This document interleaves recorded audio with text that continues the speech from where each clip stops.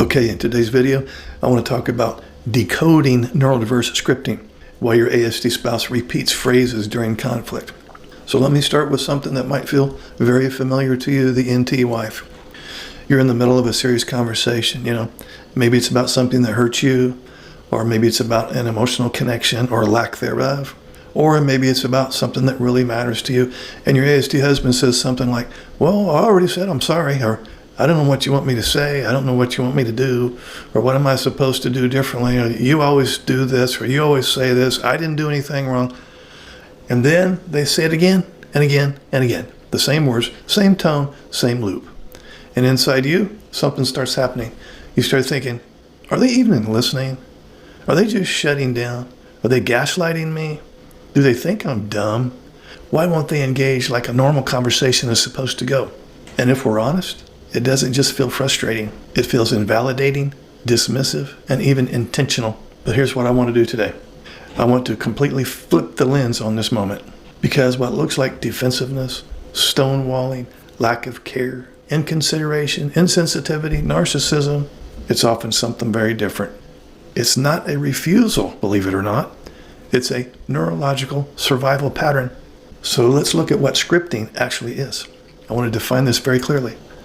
When we talk about scripting in neurodiverse relationships, we're talking about the brain defaulting to preloaded language patterns, especially under stress or emotional overload. This is not random. It's not laziness. It's not someone checking out. This is the brain doing something very specific, reducing complexity when it can no longer process complexity. Now here's the key distinction. In a calm moment, your ASD spouse may have access to nuanced thinking, emotional reflection, flexible language, but in high-stakes emotional moments, his system starts to go offline.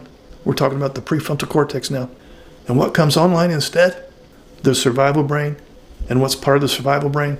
A pre-rehearsed, familiar, low-effort language loop. Think of it like this. When a computer is overloaded, it doesn't get more sophisticated. It runs slower programs. That's what you're seeing as the NT wife.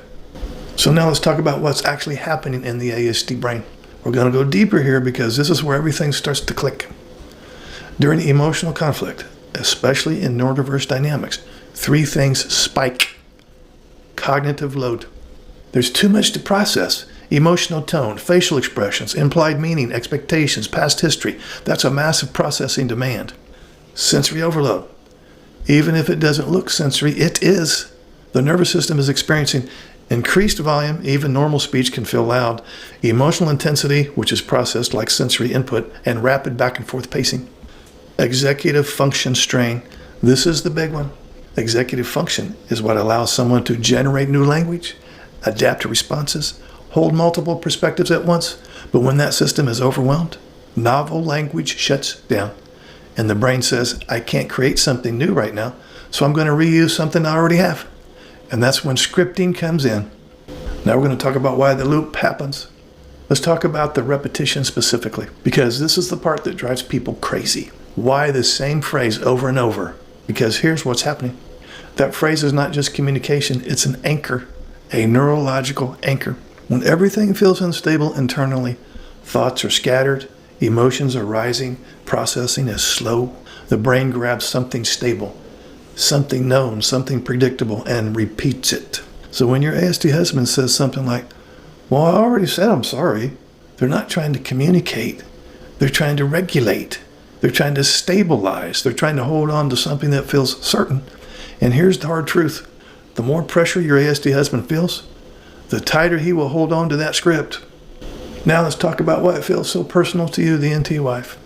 Let's shift to your experience, because your reaction makes complete sense. When you hear repetition, your brain interprets that as he's not listening, he doesn't care, he's avoiding responsibility, he's trying to shut me down, he's trying to shut me out. And emotionally, it lands like disconnection, dismissal, and rejection. So we have two completely different experiences happening at the same time. The NT wife thinks, well, he's not engaging with me. And the ASD husband says, I'm barely holding it together right now. That mismatch is where escalation happens. Not because either person is wrong, but because both are interpreting the same moment through completely different frameworks. Now let's talk about the turning point insight, and here's the shift I want you to take with you. Repetitive scripting is not a wall. It's a distress signal.